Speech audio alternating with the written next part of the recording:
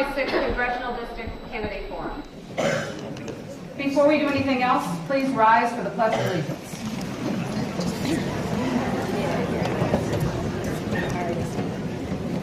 I pledge allegiance to the flag of the United States of America and to the republic for which it stands, one nation, under God, indivisible, with liberty and justice for all.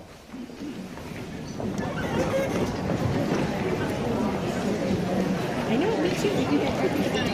Thank you. We do that every time. Like many of you, I went to the March to the Polls in Chicago in January. And there was a chant there that went on, and it was, "This is what democracy looks like."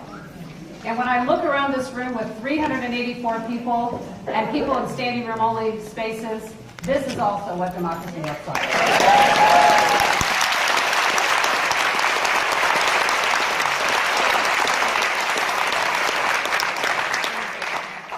My name is Ellyn. I'm one of the co-presidents of the League of Women Voters of Glen, Ellyn.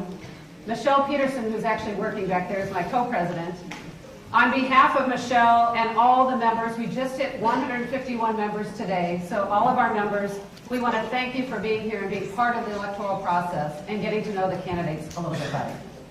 Thank you, all of the candidates. It's amazing to have the 7 of you sitting here in the room, sharing your positions and answering our questions. There are cards and pencils. Submit your questions at any point. There's a table of league members who are synthesizing the questions and putting together the most common questions that we'll then present to the candidates to address. And with that, I would like to introduce to you Jan Dorner, who is a member of the League of Women Voters of Elmhurst, who will be our moderator tonight. Thank you so much.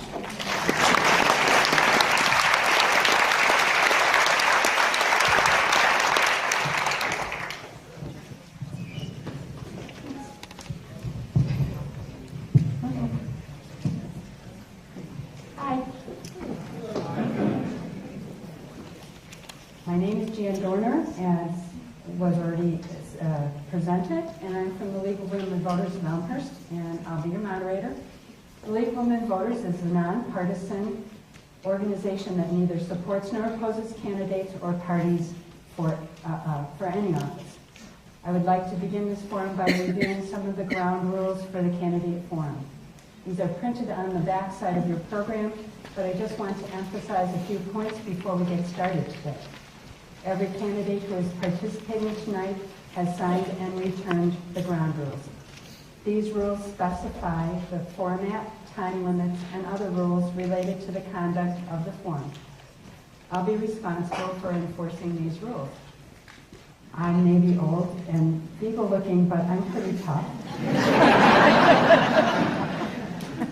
The candidates drew lots to determine the order in which they give their opening statements, and thereafter will alternate the order of answering the questions.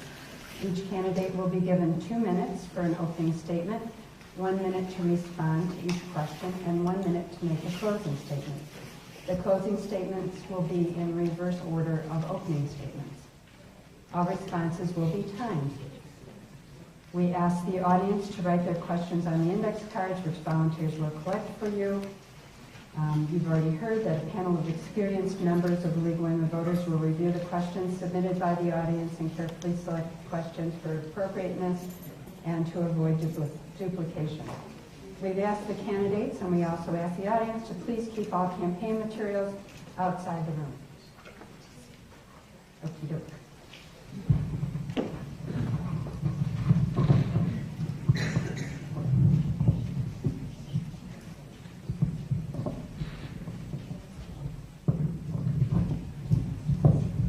Is this better?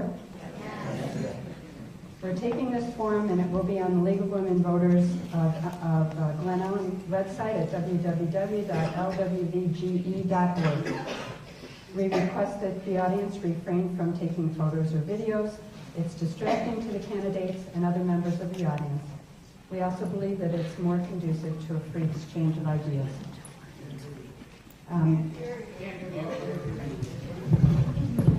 I will hold it. Okay.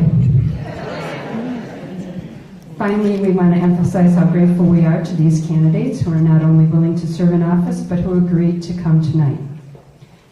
Please do not clap, cheer, boo, applaud, or otherwise vocalize your agreement or disagreement with any question or answer. Candidates, did you all see our timers over here? You see that stop sign?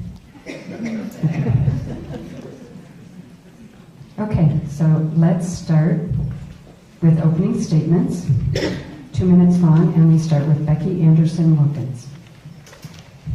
Well, I want to say thank you to the League of Women Voters of Glen, Ellyn. What an incredible turnout. And if there is one bit of a silver lining in this horrible dark cloud we're living under, it's all of you and all of us up here.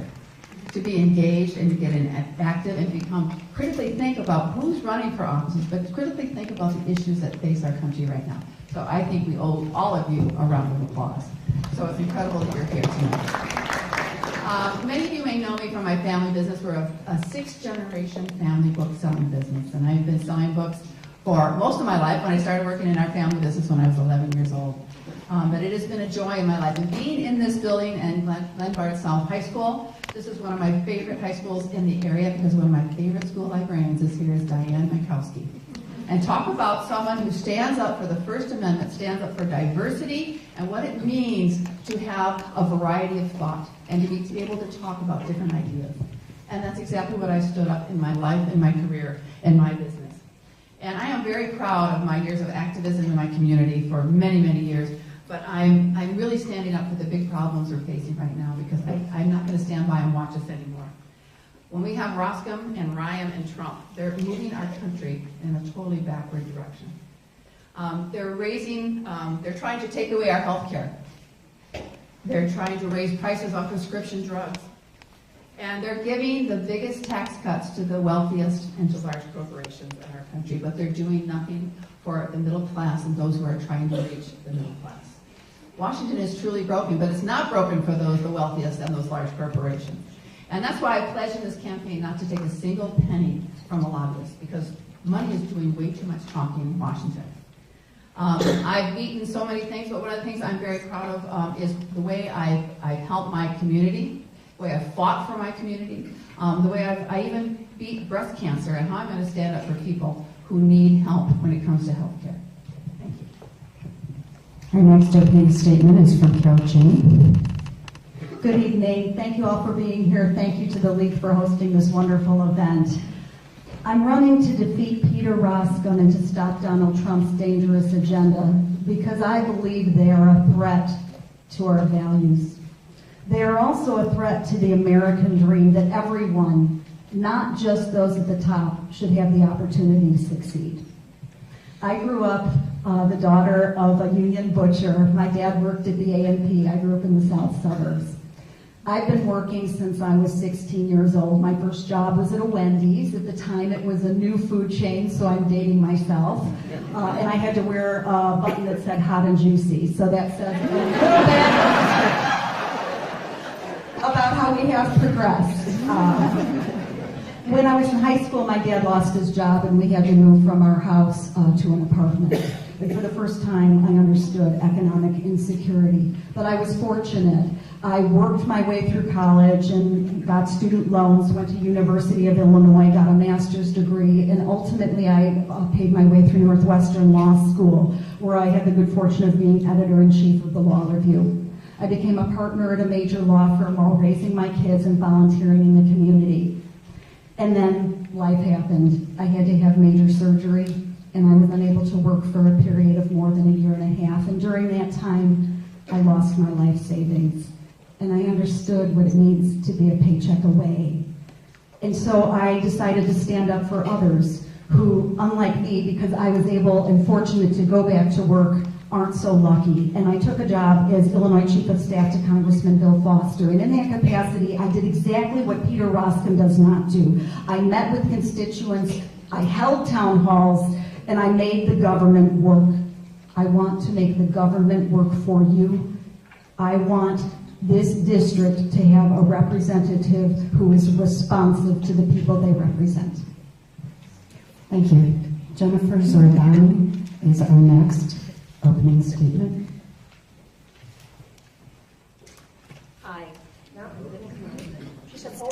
the light comes on, and it'll take a long time. Hello. The light is on. I am very good at following instructions. I'm Jennifer Zordani. So I'm running for the 6th District seat because most of you know who Peter Roskam is. And Peter Roskam does not work for you. Washington is broken, and Roskam has proven that he does not work for the people in this district.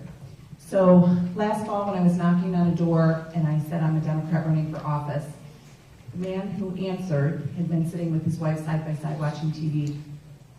And the first thing he said to me is, will you protect my Social Security?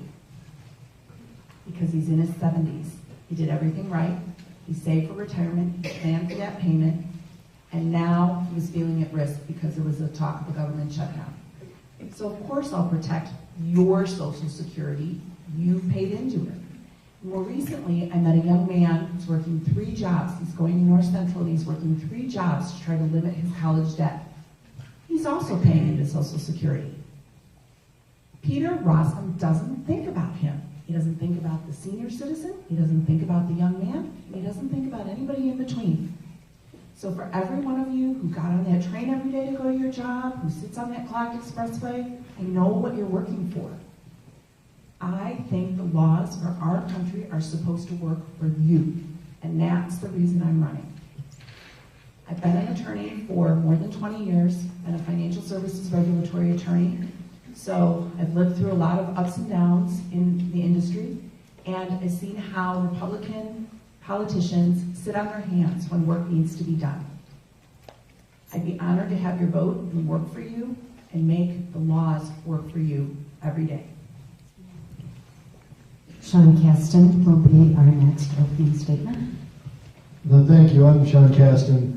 I think the animating feature of my career has been trying to focus on collaborative win-win solutions based on facts. And more than anything else, I'm running for Congress because somehow we've lost that spirit in Washington. I'm a biochemist and an entrepreneur by background. I started as a scientist doing research into advanced biofuels, then as an engineer working on developing clean energy technologies, and then for the last 16 years ran companies that had a mission to profitably reduce greenhouse gas emissions. We built about 80 projects, very proud of what we did, and basically we proved that if you're smart about it and you take a collaborative approach, there is no trade-off between your morals and your wallet. And that win-win is so important. You can cut CO2, you can create jobs, you can grow the economy, you can do all the things we want to do. I know it because I've done it, and I am so scared at how few people in Washington understand the opportunity, much less even the potential. And Peter Roskam and Donald Trump certainly don't.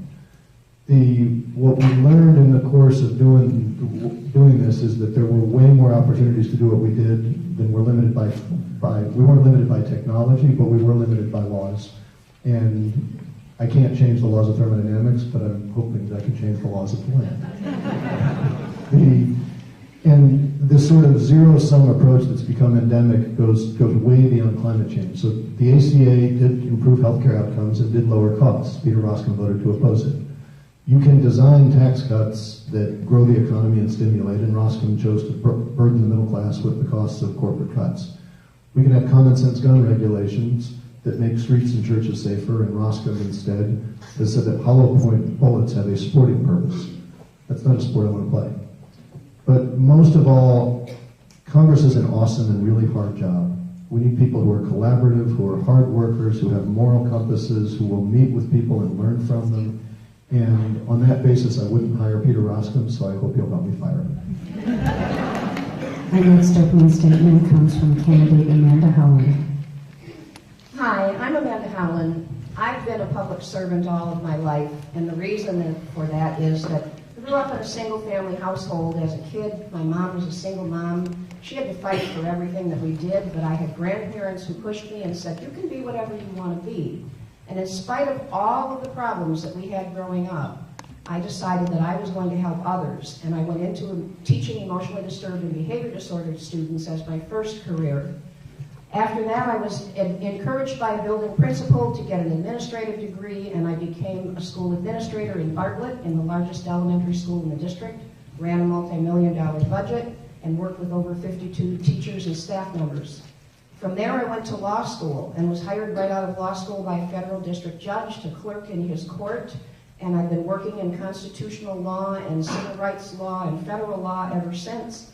I'm also a trustee at the College of Lake County. I'm in my second 6-year term, elected countywide with the highest vote total both times, and was board chairman there 2 years of my first term. Last year, I was elected to the National Diversity and Equity Council for Community College Trustees, and I serve on that board, and I help legislate in Washington. I'm also on the U.S. Global Initiative Consortium Board, which fights for diplomacy and our military budgets in terms of looking at expanding our State Department and getting us back as a leader in the world. I know what it's like to be poor, I know what it's like to be middle class, and I know what it's like to have a representative who does not work for you. And I'm running for this seat for a second time because I scared him the first time, and this time he knows we're going to take him out. So I hope I can earn your vote. There's a lot more about me on my website that I can't possibly tell you in just 2 minutes, but I trust all of you to make good decisions. We've got a lot of good candidates up here, and we need to send somebody to D.C. who can stand up and fight. Our next candidate is Ryan Huffman to give his opening statement. Well, thanks so much, everyone, for coming out tonight. My name is Ryan Huffman. I'm 31 years old. I'm a data analyst, and I live in Palatine. My background is in policy analysis. I spent some time in D.C., interned at the White House under President Obama, worked on Capitol Hill for a little bit, and also worked for the Department of Energy, analyzing the electric vehicle market. So I know the federal government, I know how it works, and more importantly, I know how and why it doesn't work. But I think this race is less about what we've done and more about what we're going to do.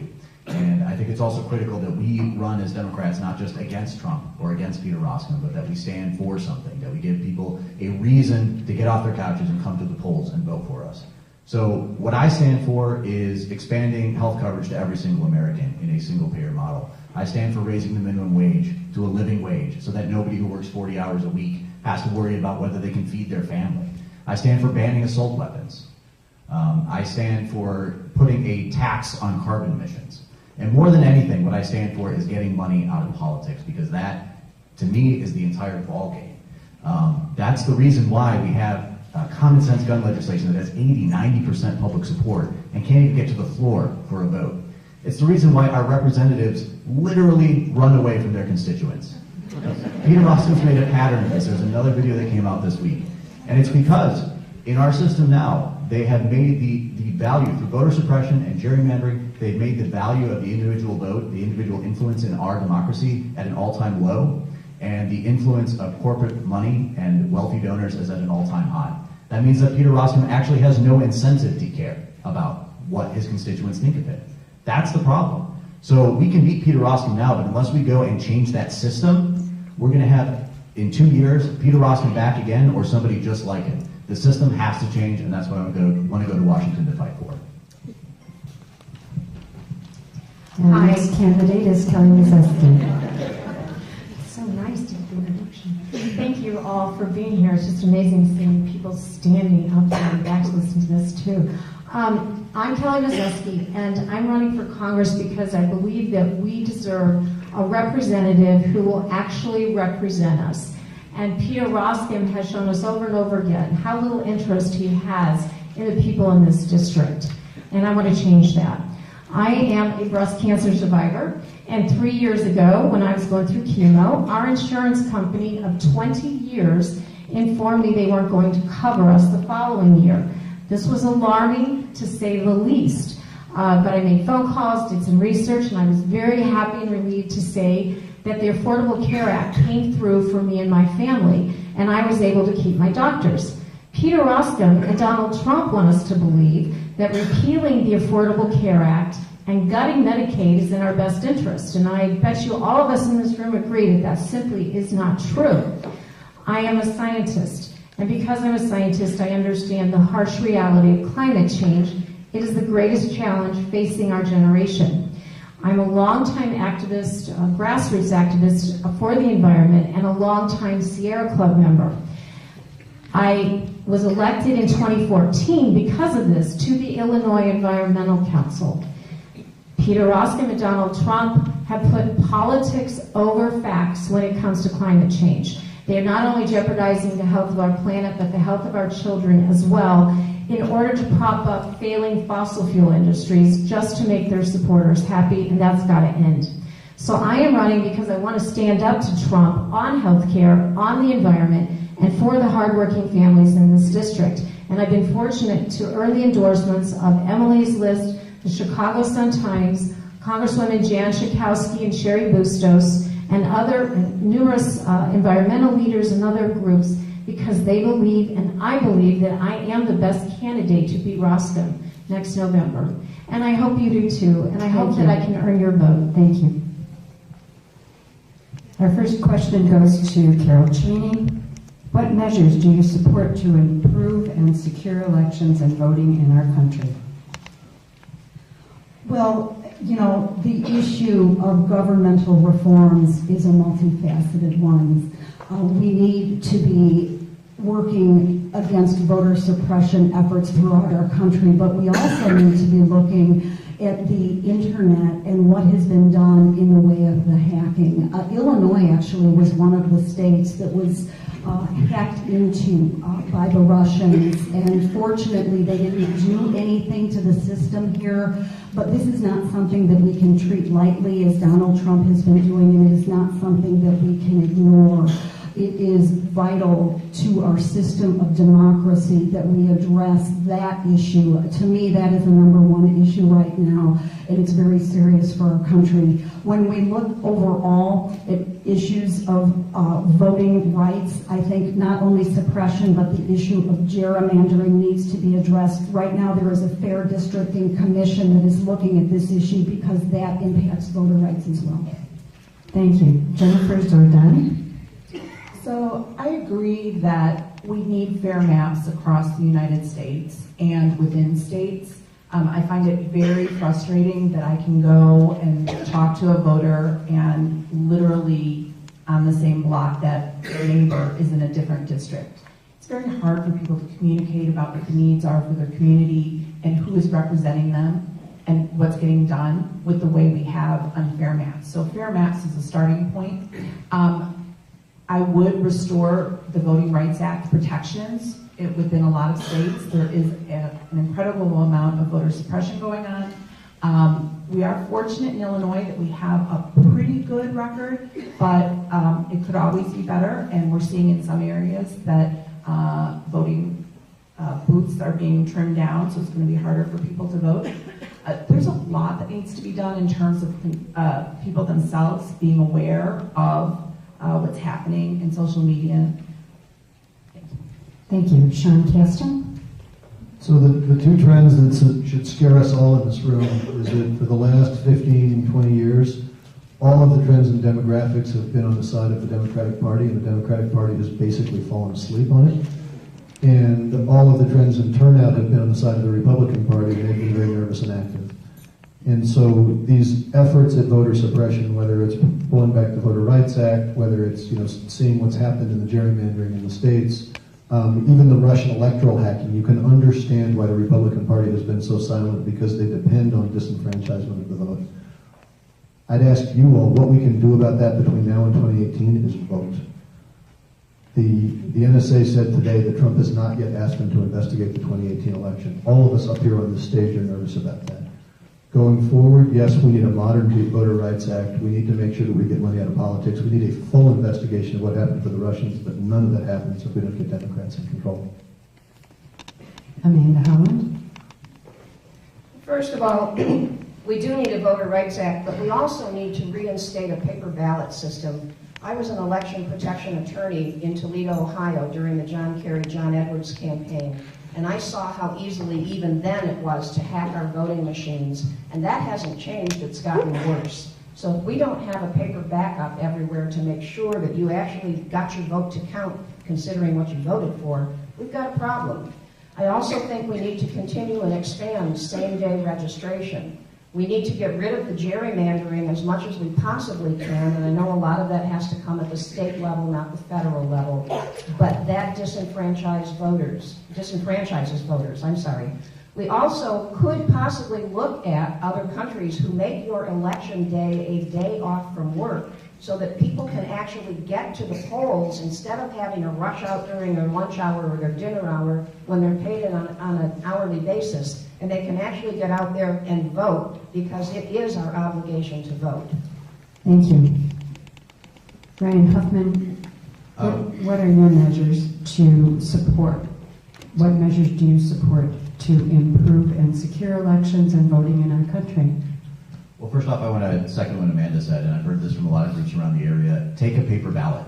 In most of the polling places around here, you have the choice, and you have a right to have a paper ballot. So do that for now. As long as our federal government is not going to take the threat of election machine hacking seriously, we've got to take our own precautions. So that's a good way to go about it. Our ideal of one person, one vote is one of the most important things in our democracy. And it's something that has been under attack for many decades from the Republican Party through gerrymandering, through voter suppression. So we have to fight back against those. I propose a full nonpartisan drawing of the maps across the country. Hopefully we'll get a good Supreme Court decision coming up to help us with that.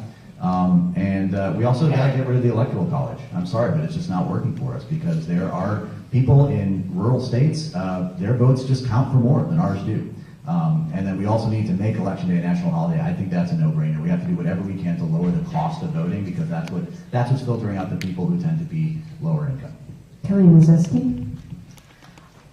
We have to have clear consequences for countries that are interfering with our elections. We know Russia interfered with the last election, and we have not made them have any consequences on this. And this is very frustrating to me. The Republicans and the Democrats passed legislation to put sanctions on Russia, on countries that buy weapons from Russia. And guess what? President Trump would not sign it. This is not an administration that is standing up to this. So going forward, we have to draw the line in the sand and show you cannot mess with our democracy. We also need to make it easier to register to vote. Right now, voter suppression unfairly affects the elderly, minorities, and students. So we have to expand registration, and we have to end gerrymandering and prevent our politicians from choosing their voters and allow the voters to elect the representatives. Thank you. Becky Anderson-Wilkins?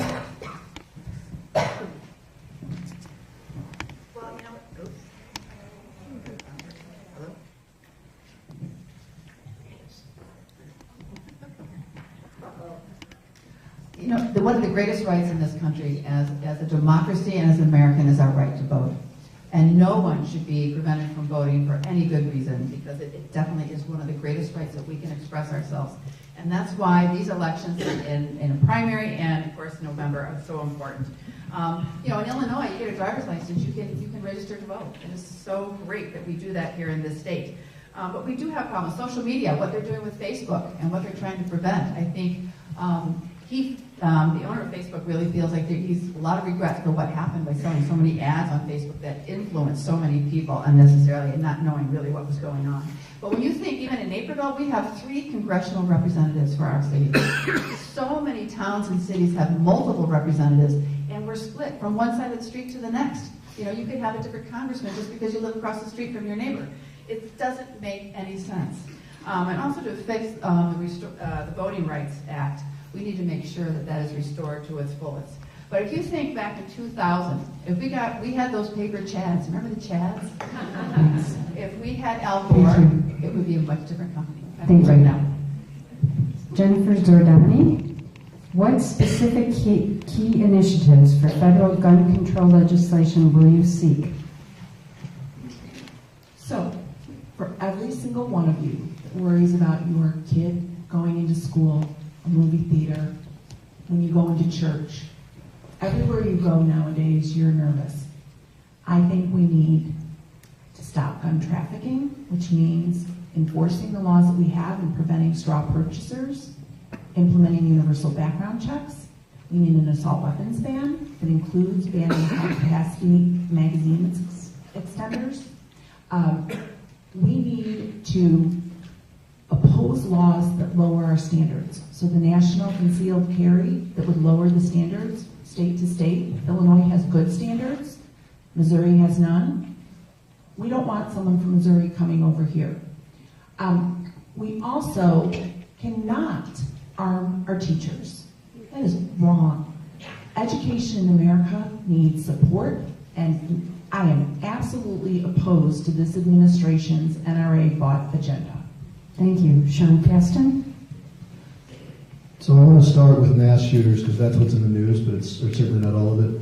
There are only 5 things that statistically correlate with being a mass shooter. White, male, 14 to 45 years old, history of domestic violence, and access to a gun. If we are focused on anything else, we are wasting our time. We can't do anything about the first 3 of those.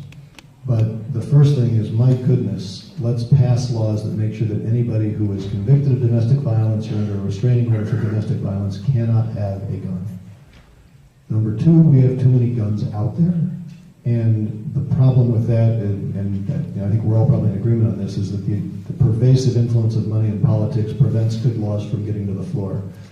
The domestic violence laws, the no fly, no buy, the background checks, all the things are stopped from getting to the floor by money in politics. We need to fix Citizens United to get that done. The third thing is, I would like to see us regulate guns in the same way we regulate cars. And if responsible gun owners want to have a gun, fine.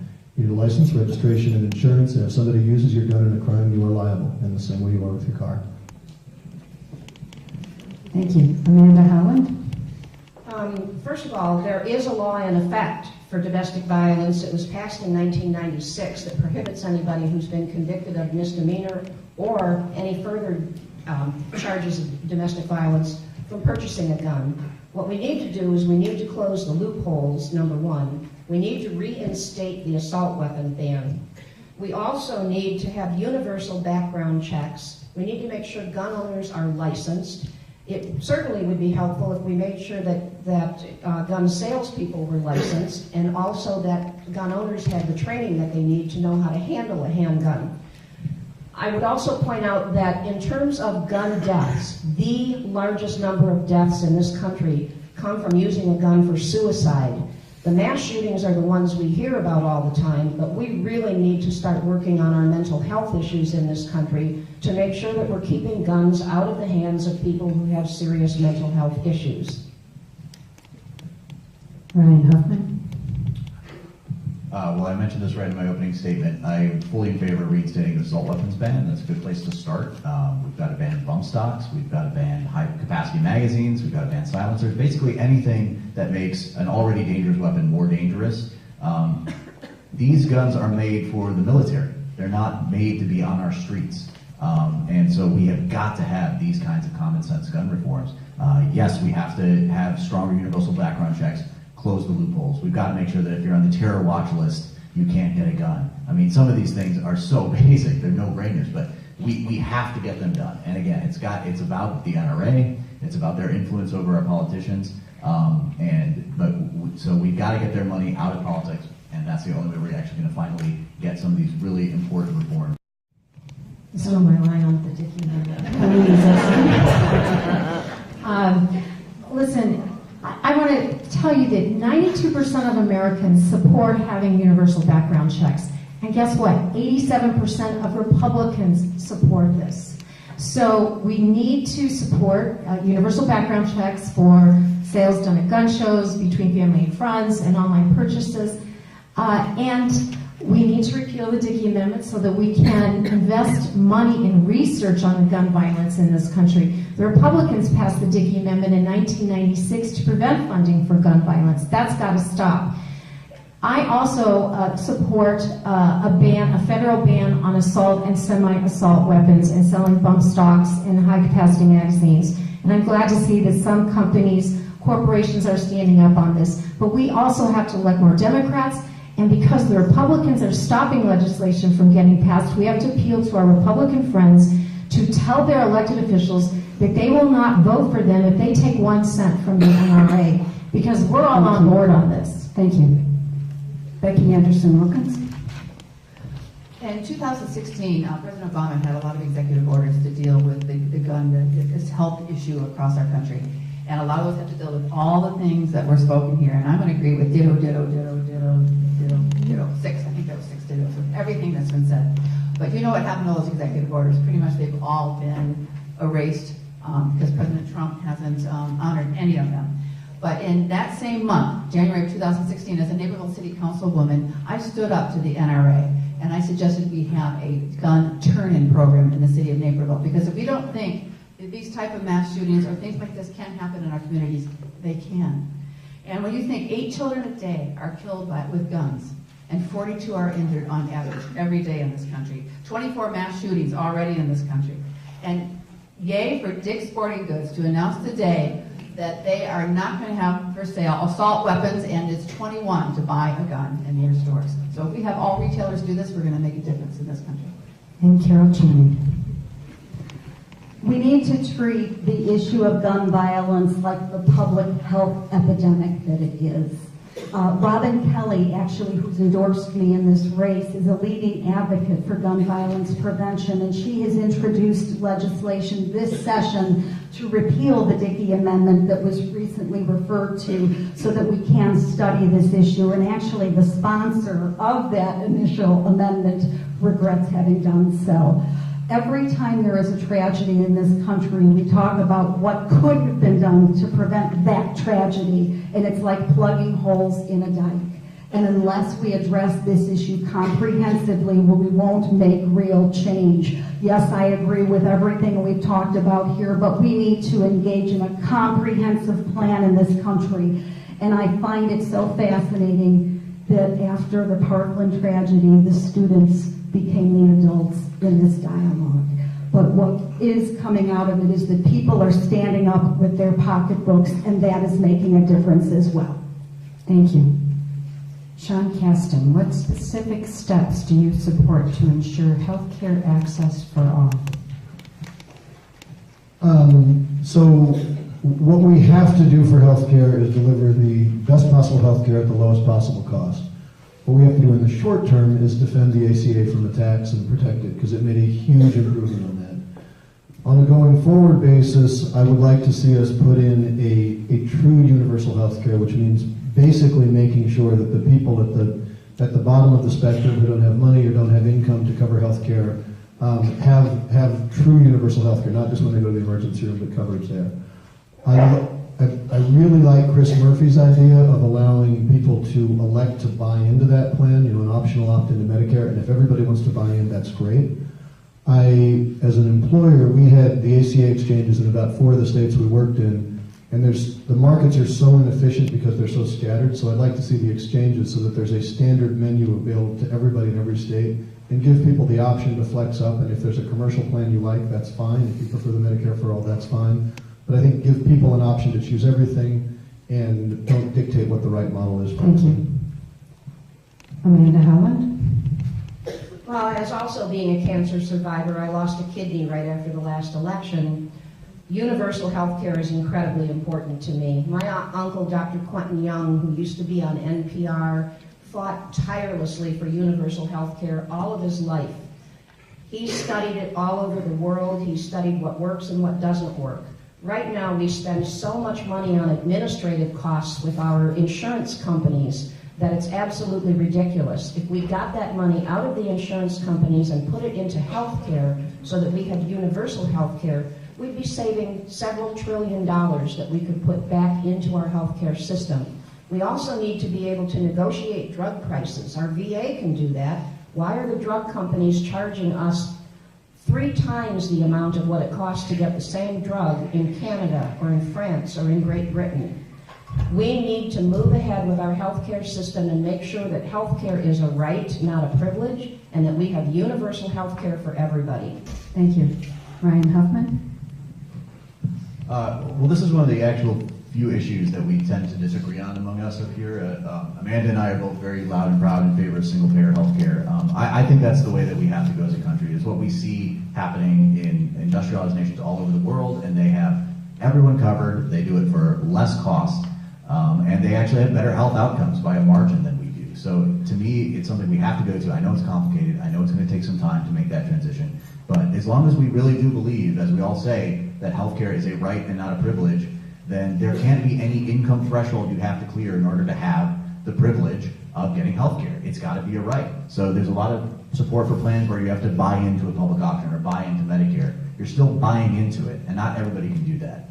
And I know Medicaid will cover a lot of that, but there's going to be gaps. We've got to make sure that everyone has health care in this country, and we'll all be much happier when we do, and especially when we move into a single-payer system. Kelly Mazeski. I too support a Medicare for all public option. This would be a plan where anybody can buy into at any age that would have the same providers as Medicare. And this would compete with the private insurance plans on the exchange offered by insurance companies. We can save, according to the CBO, we could save $158 billion with a public option over the next 10 years. We also pay twice the cost of care per person per year than the next 3 highest ranked countries in the world. That's just not acceptable. So I believe that if we can use the bargaining power of Medicare, a government program, we can reduce not only the cost of insurance premiums, but the cost of care itself. And we all have had sticker shock when we've gone to the pharmacy. I know our family certainly has, and that needs to end. So we need to be able to negotiate prescription drug prices. This is a personal issue for me and my family, and it's personal for everyone in this room. And I am truly committed to reducing the cost of care and improving quality and make sure everyone can get insurance. Thank you. Becky Anderson Wilkins. It's not that I truly believe that universal health care is the way we have to go. And what we have to do, though, is make sure we fix the ACA. We do those first best steps to get to that point, and that is a public option buy-in to Medicare. Medicare has a 3%, a very, very low administrative cost. When you think about that, that means that the money that you're paying into the system and for that option, it's going directly to your care. It's not going to CEOs, it's not going to shareholders, and that's the problem with the system right now. But we need to help families, we need to help women, and we need to help women in family planning. But we have to make sure that we fix the ACA first, and getting to that goal of universal health care or a single payer plan is definitely the goal. That is what we have to aspire to. But I think by doing that, we can really make sure that it is a right, and that we make sure that people really have that. I grew up in a family pharmacy that started in 1875. I worked behind the counter, and when I would bring up people behind the counter, this is even years ago, you could see the sticker shock on the faces of especially seniors having to afford their care. When you buy a cancer drug in the United States, it costs $1,200. Why does it cost $300 there? Carol Cheney. I'm in the ACA myself, so I see the benefits of the program, and I see the challenges as well because of the costs and because of the uncertainty of whether your particular doctor is within the system or not. So there are challenges, but our first step needs to be protecting the ACA from the sabotage that Republicans are trying to foist upon it. If you look at the tax plan that was passed in December, it got rid of the individual mandate. That was a direct attack on the ACA because it's going to decrease the risk pool, which means premiums are going to increase. I do think that we need to look ultimately toward achieving a rational approach to universal health care, but it has to be taken in steps. As the Chicago Tribune recognized in endorsing me, that's my approach to issues, is looking at them logically and how we can get from point A to point B strategically and rationally. Thank you. Jennifer Zordani. I also am a strong advocate for saving and fixing the Affordable Care Act, bringing the millions of people onto health care. We all agree health care is a right, but there remains issues, and we have to start looking at the rankings and what's going on with that system. I've also advocated for bringing Medicare down to 55 as a start, because we know that when people are losing their jobs at that age, they typically get new jobs with less benefits and less coverage to help us adjust some of the rankings in the Affordable Care Act. Bringing down the cost of prescription drugs by letting the U.S. government negotiate those prices, and fixing the Veterans Administration. The Veterans Administration is our single largest single payer system, and it isn't working so that our veterans get access to all the services they need. I want you to pay attention as Peter Roskam has assumed the chair of the Health Subcommittee and how he's learning so much about health care. Amanda Howland, what are your plans to conduct a vigorous campaign to defeat your opponent in the general election? What will you do to appeal to independents and Republicans? Well, I've worked tirelessly in all of the capacities so far in my elected positions to appeal to all sides of the aisle, whether it's independent, Democratic, or Republican. My college board at College of Lake County is a fairly Republican board. I'm a minority. I've been able to work with them, and as board chairman was able to get them to come together and look at the long-term benefits of spending some money up front to put in a geothermal field and to do a lot of other energy efficient things at the college that the older trustees who've been there for quite a while were fairly resistant to do. But in the long run, it's going to serve us and save us a lot of money. I also mediate most of the time in my law practice. I do not like being a contentious litigator. I believe it's much more important to sit people down and find out what do we have in common, what can we work on, and where can we go so that we can find common ground. And that's something that I do in my everyday life, not only as an attorney, but as a trustee, and in everything else that I do on a daily basis. Thank you. Ryan Huffman? Well, I think we know that this district is a swing district now, right? So that makes us think that maybe our Republican friends have moved to the center. That's not what I see happening. What I see happening is that the progressives in this district, there's more of them than they used to be, and they're more fired up than they used to be. So I think it's tempting to say, let's move as far as we can to the center so maybe the Republicans don't quite notice that we're actually Democrats, and that's how they're going to vote for us. I just don't think that's a winning strategy. As I said before, it's about, we've got to explain that what we stand for. Because I think that we win on policy when we explain what we fight for. When we say that we are the party that believes that the government can be a force for good in people's lives. That if communities are being torn apart by gun violence, one party thinks that the government has a responsibility to do something about that, and the other party doesn't. And I think you can appeal to independents and Republicans by just loudly and proudly making the case for what you believe in, that you genuinely want to help them in their lives. That's how I think we'll finally flip the seat blue. Kelly Mazeski. When I decided to run a year ago, actually this February, I knew because I had worked for a congresswoman and because I had worked on the Obama campaign for 2 years that to go against an 11-year incumbent like Peter Roskam was going to take a top-notch team. So one of the first things I did was get some of the best people to help me to go the distance against Roskam. And I have a very strong infrastructure for that, and that is critical, and that's something that's not talked about enough. If I'm elected to win the primary, we are ready to go the next day. I also think that as a candidate, I provide the greatest contrast to Roskam. As somebody who's walked through the healthcare walk and bought insurance on the ACA, who's a scientist who has years of experience, 18 years of experience in local government, who's a longtime environmental activist, I provide that contrast. And I will, and my team and our grassroots supporters, which is very strong, will attack him on this tax bill, on the environment, on healthcare. He has voted against these things repeatedly. Thank you. The latter. Becky Anderson Wilkins. Well, as a Naperville City Council member, and I've been on there for 3 years as the only elected legislator running for this race, you know, we run as a nonpartisan body, but you know where people stand politically, but you are there to serve the people of your community to get things done, and we have gotten a lot of things done. Actually, we've been probably one of the least contentious city councils in a long time, because the first time we have 4 women on there, which makes a difference. Absolutely makes a difference. But we fought for many things that we agreed on, or a majority has voted for, whether it's fair housing, or making cigarettes 21 in our city, or standing up for transparency and openness. So many things that we have accomplished that our previous councils did not accomplish. But one of the things that we can't have is a representative who likes to run away. So we have a runaway rostrum.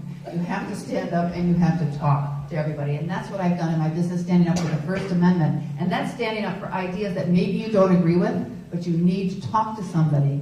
And that's what I've done my whole career as an activist in my community, and since I started working in my business as 11 years old. Carol Cheney.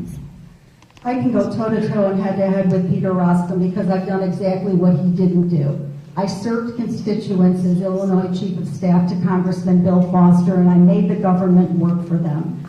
I held the town halls on issues ranging from the ACA to LGBTQ rights And when Peter Roskin says they're too tough to hold, I can tell him otherwise because I've done it.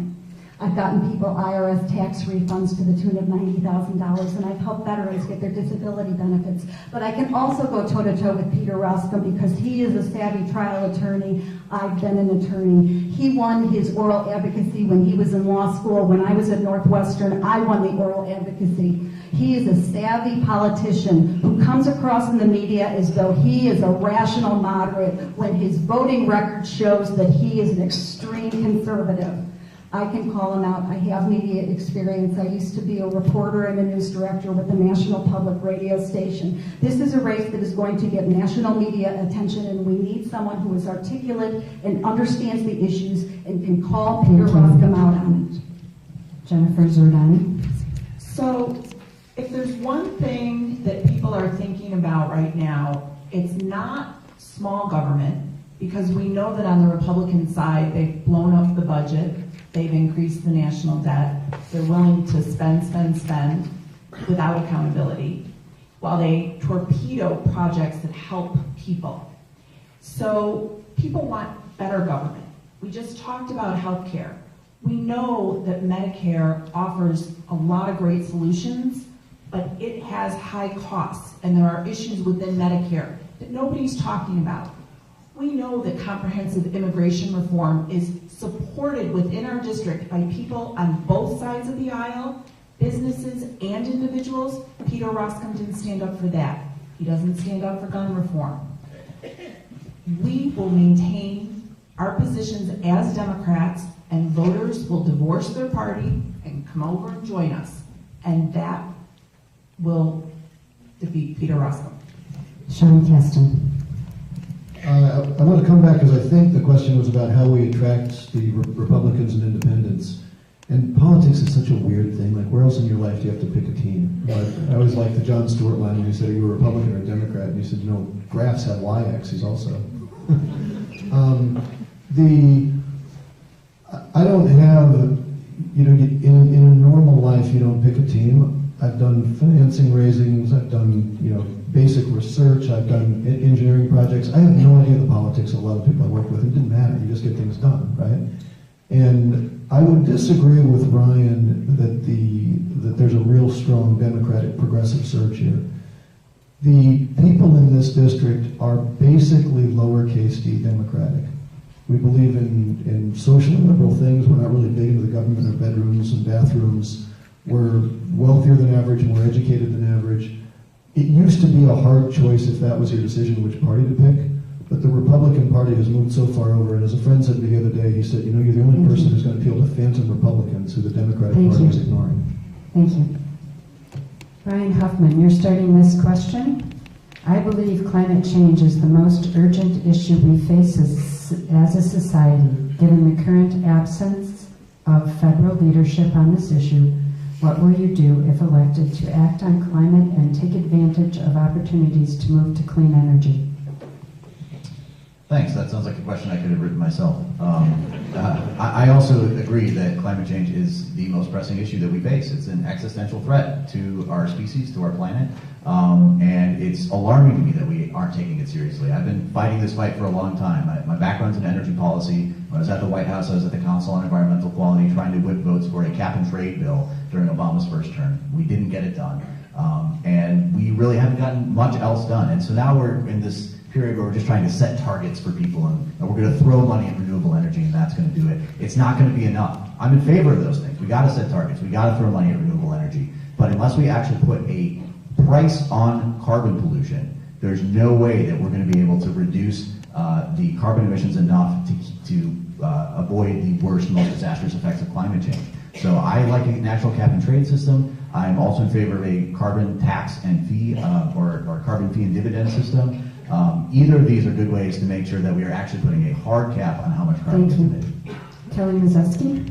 Well, I have spent most of my adult life working to protect the environment and working on renewable energy and climate change, and that's why I was elected to the Illinois Environmental Council. I think we have to move towards a renewable energy economy. China, India, Europe, lots of other countries are spending hundreds of billions of dollars on renewable energy. Instead, we want to go back to fossil fuel with this administration, and that's got to change. wind and solar. This is a win-win situation for our country. Not only can we invest in renewable energy to combat climate change, but we can create thousands of good-paying middle-class jobs. Wind and solar are the fastest growing segments of the economy, growing 12 times faster than the rest. Wind turbine technician is the fastest growing job in this country. I'm on the Illinois Environmental Council. We passed a bill called the Future Energy Jobs Act here in Illinois, which is a template that should be used by the rest of the country that provides funding to train people in high-tech energy manufacturing. It should be a template for the country. Thank you. Becky Anderson-Wilkins. My daughter is an environmentalist, and she was working on the Chesapeake Bay, getting all the constituencies around the bay to work on climate change and ocean rise. Well, guess what happened to her position? Mr. Pruitt. One word. And now she's working for a think tank in Washington, D.C. to work on environmental issues. It's terrible that we have this situation where our Clean Water Act, our Clean Air Act are being dismantled by the EPA, or what we call the EPA. But when we think about the 6th Congressional District, many of our communities are in the watershed of Lake Michigan. That means we are getting our fresh water from Lake Michigan. Many of our wells are contaminated. Many in the state of Illinois. We know what happened in Flint, Michigan, and a lot of other things. But we have to protect our water. And we are one of the largest sources of fresh water in the world, but yet they're trying to take some of the protections away from that greatest source of fresh water. Carol Cheney. There are two issues here. There's the issue of climate change, and then there's the issue of environmental protection in other ways, and both of them are under attack with the current administration. The budget blueprint that Donald Trump set forth, and to me a budget blueprint like a tax plan is really the moral values that you have for your society, was a 30% cut to the EPA. I think the number one step we should take is fire Scott Pruitt. But what's so sad right now is the focus on the fossil fuels, and we do need to incentivize the use, to de-incentivize, I should say, because really if you look at the fossil fuel industry and you look at the lobbying, this is where the role of money plays such a significant part. And if you look at Peter Roskam's record and who he is receiving money for, and then you look at his voting record on environmental issues, he has an 8% voting record favorable from the League of Conservation Voters because he is continually voting with the fossil fuel industry. Thank we you. need advocates of Jennifer Zardani. During this administration, we know that the EPA was put up for sale with Pruitt coming in. And we see this president's policies favor the fossil fuel industry. He's an outlier. There's no disagreement that climate change is caused by human activity, our carbon footprint. We had taken significant steps to start reducing our carbon footprint, reduce global warming here at home. Other countries are now taking those steps as part of the Paris Accord, but also because they were behind in doing that. China is spending a ton of money now because they didn't. Their water is toxic, their land is toxic, they can't grow food for their people. Here in America, we know our environmental laws were well worth the cost. And people support that, again, on both sides of the aisle. So, when we get rid of this president and vote Democratic, we will have better environmental laws and move forward again. Sean Caston. This is almost the only thing I've done for 20 years. The win-win opportunity is so huge and so underappreciated. The only way to release CO2 into the atmosphere is to burn fossil fuel, and nobody is giving away fossil fuel for free. Everything you do to increase the efficiency, the energy efficiency of the economy, lower CO2 emissions, creates jobs, grows the economy. We estimated that the technologies we were developing, if fully deployed in every site we could identify, would reduce U.S. CO2 emissions by 20%. That is a huge number. The barriers were existing laws. Yes, we need full carbon regulation, but the existing laws, there's so much innate tension in environmental policy that's been, the environmental community has demonized the right has demonized the environmental community, and there is tons of opportunities to clean this up. I had a friend at EPA in the Bush administration when I was advocating on the Hill. I said, why can't we change these things? He said, oh, we know we can change them. We just never trusted that there was someone in Congress we'd trust to carry the water through and get it done. Thank you. There's more than a minute in that answer. Amanda Howland. First thing that I would do as far as climate change is concerned is I would get us back in the Paris Agreement. I do know that most of our states and many of our companies are still adhering to the requirements that the Paris Agreement set forth. But we need to be an active part of that, and we need to be a leader. The second thing that I would really actively pursue is the carbon fee and dividend, because the cap and trade wasn't doing enough. And with the carbon fee and dividend, for every dollar that you bring back from the carbon fee, it comes right back into our economy. We need to make sure that we encourage the use of alternative energy. If we're going to give businesses tax advantages to be in our states or our area, why not give them tax advantages for doing business in a green economy situation? At the College of Lake County, one of the things we've also pushed is making sure that we're training students for jobs that are going to be in photonics, robotics, electronics, geothermal, because those are the jobs of the future, and those are jobs that are going to bring money back into the economy. Thank you. Kelly Mazeski, we've all had failures as well as success stories. Is there a failure in your past that has played a positive role in shaping who you are today? Well, I was taught when I go into interviews to never say I've had a failure. My failure is that I care too much.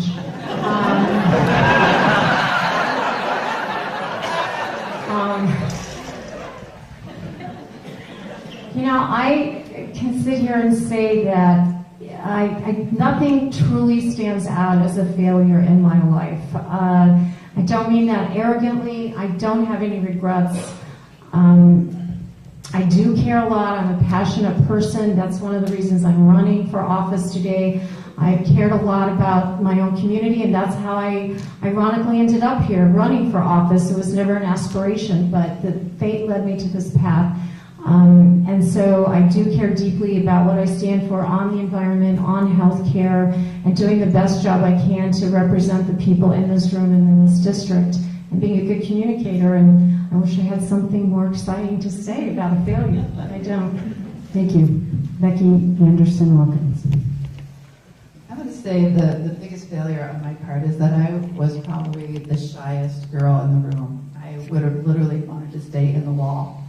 And I was so shy that if I had to talk in front of a group of people, I would sweat profusely and feel like I was going to throw up all the time.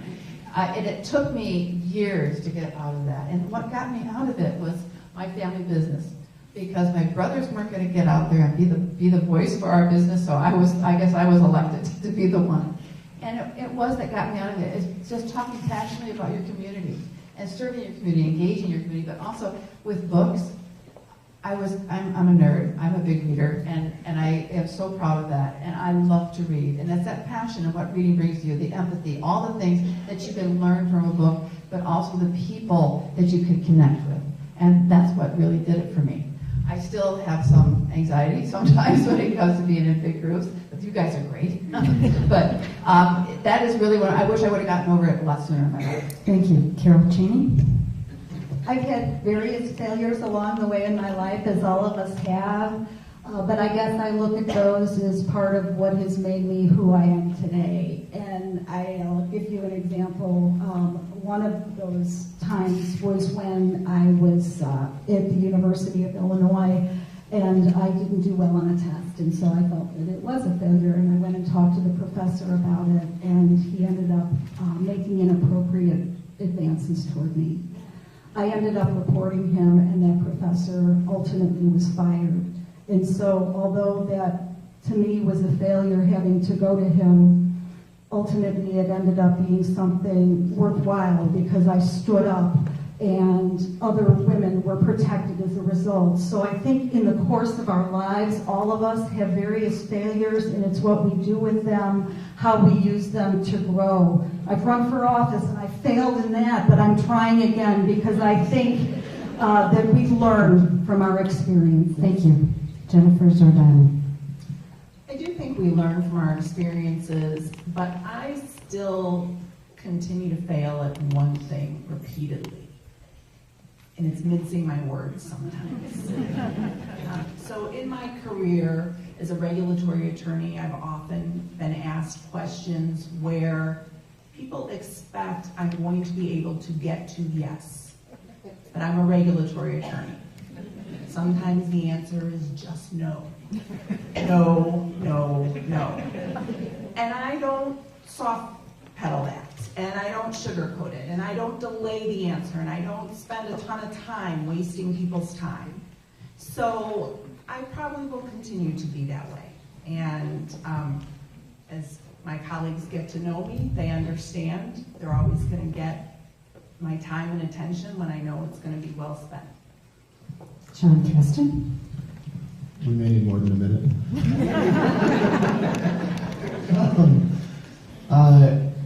I'll go with a recent one, and I wish I could tell you how to fix this one, but you get way too much credit as a CEO for having a fancy title, and in reality, you are only as good as the people working around you. And we built a company from an idea to 150 employees, $200 million worth of investment, 80 projects, and we tried to set up a structure where the people who had contributed could maximally benefit from the success. And along the way, we became dependent on the people who provided the money, who had more control. And at the end of the day, when we sold, the overwhelming majority of the gain went to the people who had contributed least to our success. And if I knew now what I knew then, maybe I would have negotiated a better set of documents for him. Amanda Holland? Well, I think that Carol said it succinctly. In terms of failures, it depends on how you let it define you. Does it make you stronger? Do you stand up and fight, or do you let it beat you down? And throughout life, all of us have had many failures, many ups and downs. I've had several that money to stay in school, considered that a failure, but found a way around it to continue on and to fight for the things that I thought were important. And also, like Carol, I've run for office and not won, but I know what that's like, and I know that I can win a second time. I know that I can win this time. So I haven't let it define me. I've stepped up, and I've made sure that I'm out there, and I'm fighting for all of the things that everyone here in this auditorium wants to fight for, because it's important. Ryan Huffman? So, on the campaign trail, I like to talk about my successes. I like to talk about my fancy degrees and my White House internship. But the truth is that my career has been one long failure. And I appreciate that you laughed at that, but the truth is, okay, I graduated in 2008, in the heart of the Great Recession. I had a journalism degree. Terrible idea. Terrible idea. I have $100,000 in student loan debt. All right? That's real. I'm not going to pay it off until the year 2045. I didn't actually get a job that had health insurance coverage for the first time until a month before I turned 30 years old. All right, so these are some real stats. I've applied to over 500 jobs in my life, and I take really good notes, so I know that's true. So, you know, and a lot of my friends and family, they've experienced the same thing in my generation. And if we say that, you know, this is what failure looks like, and Donald Trump is what success looks like, then maybe we need more failures in Washington. Thank you. Becky Anderson-Wilkins, what's your position on issues related to women, including reproductive rights, equal pay, harassment in the workplace? And you all only get a minute on this one. All right. So, yes, choice. Okay, we'll check that one off. When it comes to equal pay, absolutely. I've been in business with 3 brothers for many years, and believe me, I've fought for that equal pay. But yes, in the workplace, we need to pass the Equal Rights Amendment in this state. We should not be one of the only ones that hasn't passed it. So that is a must, absolute must. And as for sexual harassment in the workplace, we have had in our employee handbook for decades very strict rules about that, and we take it extremely seriously. And I think so many women in this country should be so proud for standing up. And we need to encourage everyone to stand up, because the more we stand up, the more we're going to fight it, and the sooner we're going to end it. And I think everyone should be conscious of it in all aspects of their life and their working life. So absolutely working against workplace sexual harassment. Carol Cheney. Equal pay, yes. And it's interesting, unions actually are a great equalizer for women, and that's one of the benefits of unions. And I don't know if many of you heard about the Janus opinion, but right now there really is an attack in the Supreme Court on collective bargaining and public sector unions and whether you have to pay for it. But on the broader issue of women, until women are in places of power, they're going to continue to be harassed. And so to me, this is a power issue. And it's not only for women, but it's for all people who aren't adequately represented in places of power, whether it's in Congress or whether it's in the corporate boardroom. It's interesting, I was preparing for a symposium and I watched the Anita Hill testimony again, and there was this diminutive African-American woman speaking about 30 years ago to a sea of white men. And then if you look at the vote on the ACA, I think that's why so many women were somewhat offended, because it was, again, a sea of white men voting. We need a system that more reflects the people. Jennifer Zernow. So I do believe that women are extremely competent and can make their own healthcare choices. So I think a woman's choice is between her doctor, and her guy. And I believe it was yesterday the Vice President said that he intended to see the end of legal abortion in his time. And if we see the end of legal abortion, we will absolutely see more abortions. So he is wrong. I also, of course, support the Equal Rights Amendment. I do support unions because they do help lift people up, and they do fight for equal wages, regardless of gender. And with respect to harassment in the workplace, our laws help protect workers against harassment. And we see in the corporate world less issues, still some, but less. And we see in places where there's less structure, more harassment, like Hollywood and politics.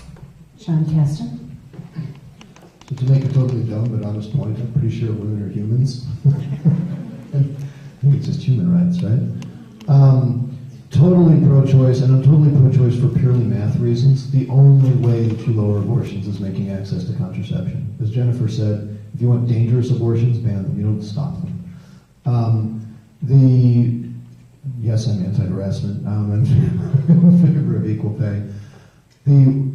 Again, I think this is one of these things where we talk about this too often in the framework of let's encourage diversity, which is terrific.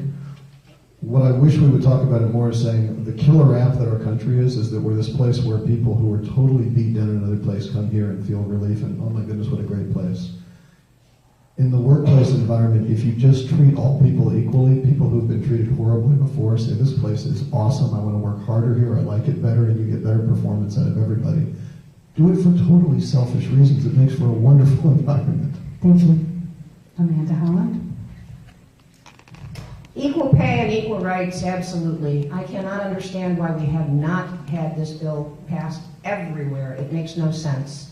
As far as harassment is concerned, it's not gender specific and it's not race specific. It happens in the workplace regardless of your race or your gender, and we need to continue to enforce policies against that kind of harassment. I've been a subject of it, as others of us up here have been.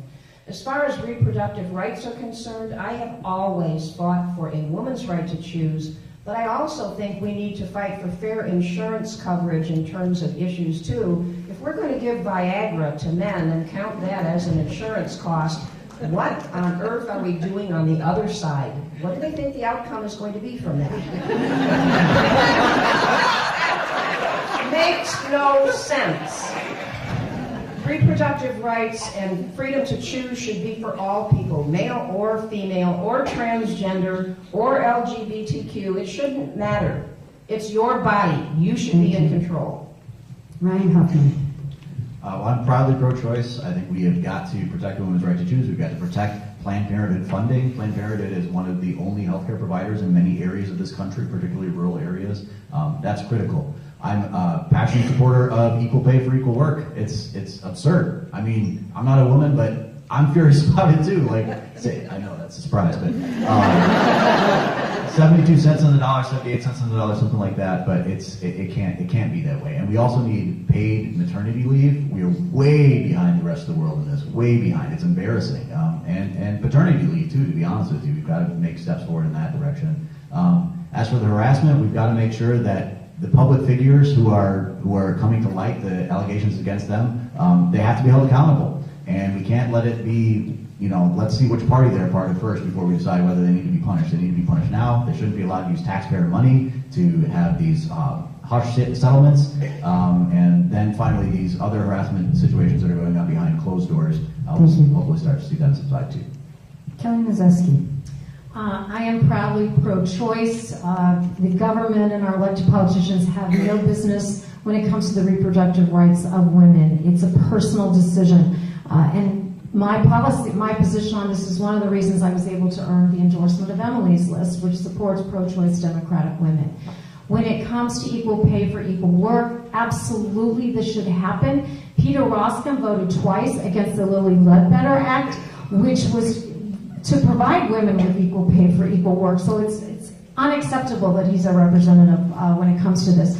Regarding sexual harassment, sexual assault, we need to be making a stronger stance on this in our society. We need to teach our young children that what is acceptable behavior when it comes to how to treat each other. We need as parents and as people in society to step up when we see abuse or sexual harassment happening. And men have to step up on this too. It's permeated into our society. Thank you. Carol Cheney, what would you do to protect dreamers in our country, and how would you respond to pressure to remove family reunification policies for a merit-based system? We need to be protecting the dreamers, and it's so unfortunate that they have become pawns in a political game. These people came to our country through no fault of their own, no choice of their own, and they have been contributors in every way, shape, and form, whether it's serving in the military or whether it has been students and productive members of our society. What's interesting is that Peter Roskam voted and does not support comprehensive immigration reform. We had an opportunity to achieve comprehensive immigration reform in this country a few years back. It passed the Senate.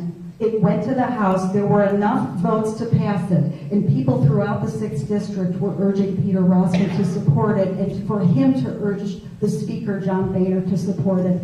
He did nothing. John Boehner did not call it up for a vote, and it failed. It did not get called up for a vote. So we could have it today if it weren't for the actions of people like Peter Roskam, and that is what is so unfortunate right now. Jennifer Zardani. So I've been an advocate for comprehensive immigration reform and talked with people about that when I began running this race, even though demographically people might look at our district and not believe that we stand united on this topic. Peter Roskam is an outlier, out of touch, out of step on this. For the Dreamers, I think that's a little bit separate issue, and I think we could pass a Clean Dream Act immediately.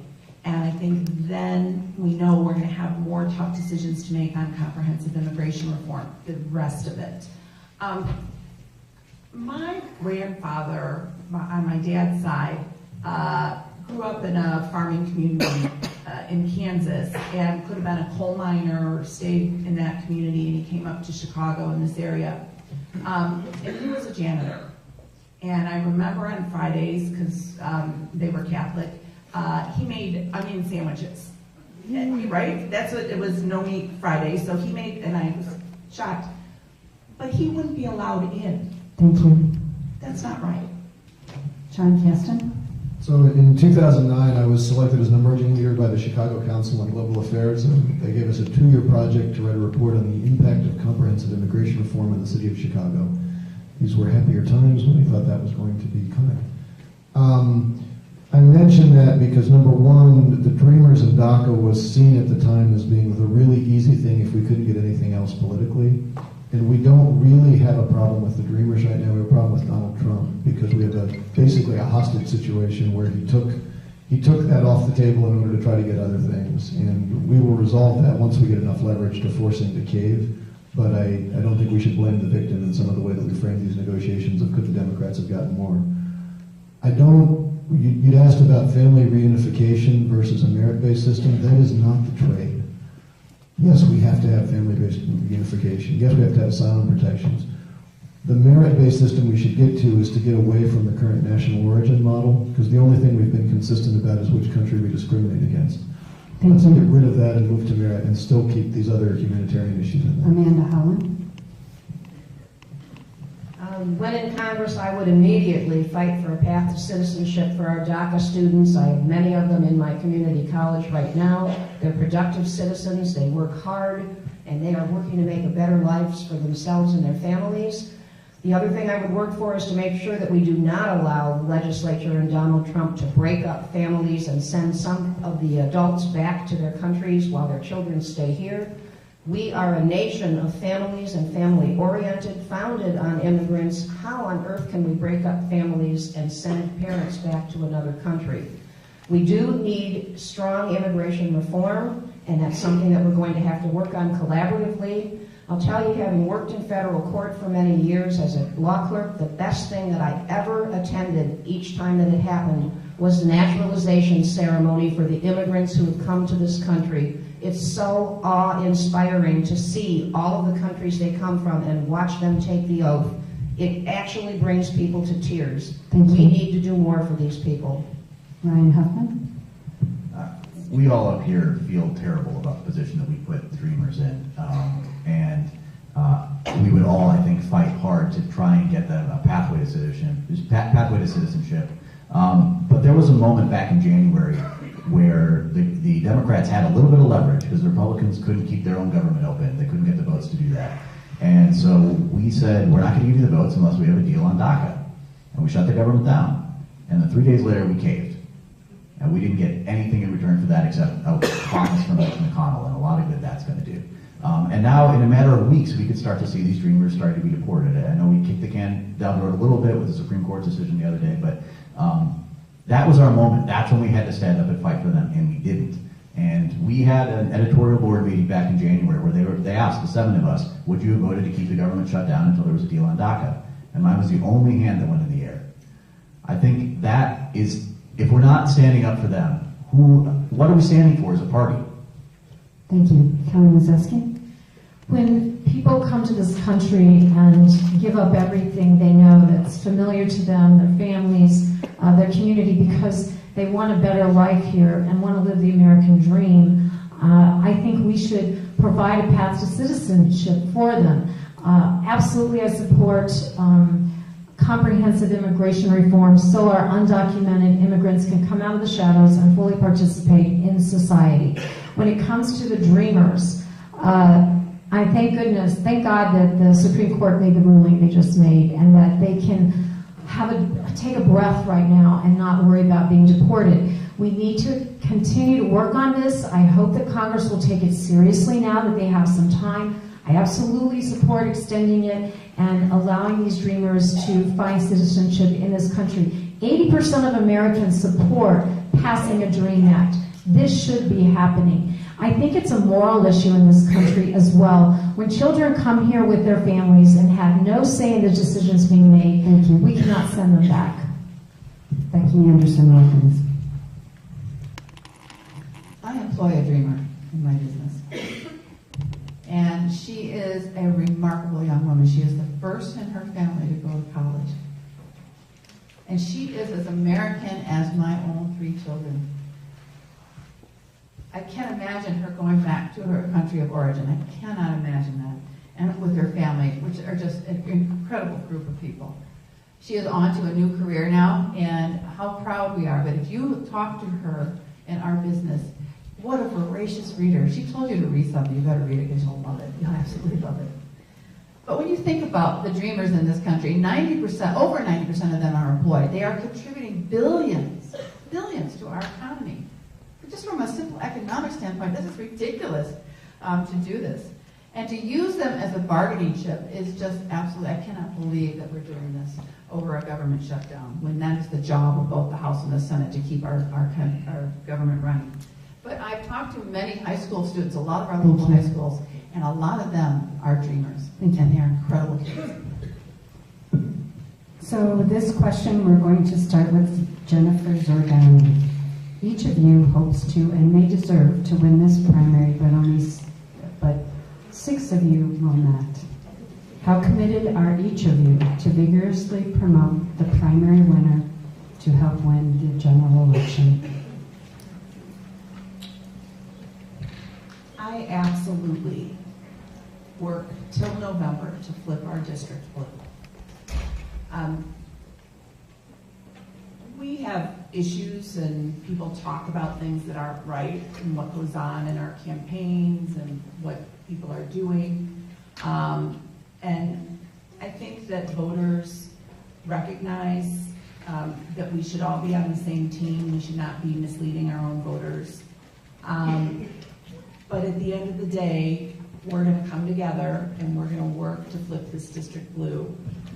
We've got a great slate of candidates, and I really implore you, because you are informed voters, and to talk to your neighbors and to get people on the right path in choosing a candidate who will be representative and honest and hardworking for the district. So I think we'll do a good job, and I'll support whoever wins the primary. I hope it's me. Sean Caston. So totally committed, and I think we think a lot about this issue as Democrats because we still have all this, are you a Hillary or a Bernie person in your head, and how well did that all work out, and it's all top of mind. In this district, we all did a pretty good job, right? I mean, Hillary won here by 7, and whatever animosity there was going in, everybody rallied behind, and I have no reason to believe that won't happen again. But I would say for everybody in here, Hillary won by 7, but the rest of the ticket was a bloodbath for the Democratic Party. And so the challenge is not making sure that people who think like us and act like us all get out to vote and we rally. We will. The challenge is making sure that we reach across and make sure that those people who might have an R after their name but are disenchanted by the world that Trump has created believe in the message that we've got as well and want to rally around. Because that's what worked for Hillary and that's what we got to do. Amanda Holland. Our goal here is to beat Peter Rostam and send him to his retirement. We do not want to do what happened with Hillary and Bernie, where we're polarized and divided. We cannot afford to do that. We have to keep our eye on the prize, and that is to beat Peter Rostam. We have an opportunity, and if there ever was an opportunity, this is the year. So we need to make sure that we unite and we get out and vote, and not only for this particular seat, but all the way down the ballot, because as Sean said, Hillary won by 7 percentage points. Bernie won this district by an even bigger margin. We should have had Democrats elected last cycle all the way down the ballot, those that were running for office, and we didn't because of the animosity. We can't afford that again. Ryan Huffman. Well, I think there's a realistic chance that we could have a 7-way tie, and then, then we're really going to get somewhere. Yeah, exactly. But no, this is a great question. It's come up before in forums, and I think we are all going to be completely united coming out of this primary. We are all in this race because we are just fed up with Peter Rostam, and we're fed up with Donald Trump. And so whatever quibbles, whatever differences we have on policy or on approach, at least speaking for myself, that's all going to go aside, and we're going to do everything we can to make sure we flip the seat blue. So I think that's what's going to happen. I think people are going to rally around it. But this is the time that we have right now to talk about the issues that we have within our own party. We do have some issues that we have to work through. The primary season is the time for that. After it's done, let's come together and get Rostam out. Kelly Mazeski. Yes, I will support whoever wins this. I hope it's me, but of course I will stand and rally and be a surrogate for who if anybody else should win this race. We have to stay united on this, that we have to keep our eye on the prize, and that is getting rid of Rostam. So I just really encourage us as Democrats to stay united and to connect with each other and keep everybody inspired to turn out to vote. And, I'm saying everything everybody else has said, but we can't let differences or slight differences affect anyone after this primary. We need to stay together. Becky Anderson Wilkins. We gotta flip the 6. And that's up to all of us to get the vote out at the primary and get us out in the general election. And we can't be that typical thing where we can't get the turnout in a midterm. So we are going to change that. And it's the resistance, the activism by all of us up here and all of you here that's going to make the difference. Because when we unite together, that's when things change. And we got to change this. We so have to change this. How many of you are tired of turning on the TV or listening to the news every day?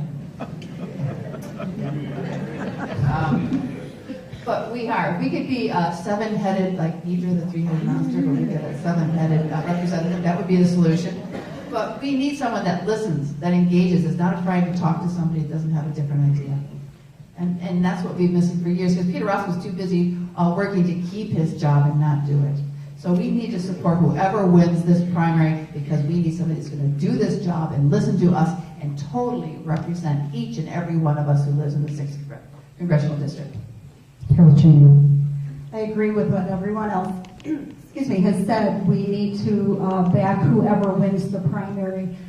To me, this isn't just about defeating Peter Roskam.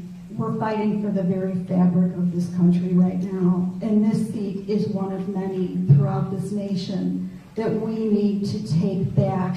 If we're going to take back the morality of this country, and if we're going to try and eliminate the bigotry that seems to have permeated since the election of Donald Trump, there has been an increase in bullying in our schools against children of various ethnicities since the election. There was a hate crime against a local delicatessen in Naperville. There have been swastikas in front of local religious institutions. That is why we need to come together after this primary and stand together. We also need to educate the voters. It's wonderful what the Coalition for a Better 6th and all the various groups have been doing in banding together to educate people and to get the vote out. We'll continue to work together for that. Thank you. John Caston, what steps would you take to get money out of politics? So let me start by making you all angry. Go home and Google HR 4916. It's a bill that Roskam introduced 2 weeks ago that would direct the IRS to reduce the disclosure requirements of people contributing to 501c organizations. That is what we should not do. So the depressing part first is that we're in a bad way with Citizens United, and I'm not sure whether it's quicker to pass a constitutional amendment or wait for a Supreme Court justice to die, but it's going to take one of those to get that done. In the closer term, let us stipulate for a moment that every single member of office is of pure heart and mind and uncorruptible. Okay, stop laughing. Assume that that's the case. Anything you do to reduce transparency in politics creates the impression it's not true. And if anybody running for office isn't willing to be completely transparent about where their money's coming from and let people look at their votes, you cheapen the entire discourse. So we got to do transparency for the first step. Amanda Howland. I agree. We have to make sure that we are completely transparent, that all of our elected officials have to be transparent. This bill that Peter Roskam just reintroduced is something he's been working on for a number of years. Last election cycle, he was trying to get a bill passed that would allow money to come from overseas back into the corporations of the United States and then be dispersed to PACs and to political groups. And that way, we wouldn't even know if foreign governments were investing in our elections, which they might be doing anyway now that we've seen what Russia's doing. So we need to work actively, loudly, strongly to reverse these campaign finance rules. It will take, because the Supreme Court's not going to die and we're not going to overturn it that way. It will take an act of Congress. We are going to have to look at a constitutional amendment, which is not easy. It's time consuming. But until then, we have to put as many restrictions on transparency, making sure people account for things as we possibly can in Congress. And you need to hold your legislators and elected officials accountable. Thank It's you. up to you. Ryan Huffman. As I mentioned before, this is the number one issue for me. This is the biggest thing we've got to solve to get our country moving forward again. So I'm in favor of a public funding of elections. I think that's a system that we need to move towards. There's a great proposal that came out a couple weeks ago from Ro Khanna, a congressman in California, that would allow for basically that public funding of campaigns. And while it wouldn't prevent the big money in elections, And we can't do that until we overturn Citizens United. It will make you choose which pool you want to be able to pull money from, so that people who are pulling from the public pool have a good chance of winning as well. And then we've got to lead by example. It's really hard for us to make the case as Democrats. We say, yeah, the Republicans, they take all that money, and so do we, but maybe a little bit less, or maybe we take it from the right people. If it's corporate money, it's not good. We've got to be able to say, they do it, they take corporate money, we don't. We're funded by the grassroots. We've got to lead by example. And so I pledge not to take any corporate money during this campaign or during my time in office. That's the kind of pledge that we need to see more. We are starting to see more from our leaders. Ellyn Mazeski. Of course, I would support overturning Citizens United, but we need to change the Supreme Court, and that's not going to happen for a while. But that's why we need a new Democratic president.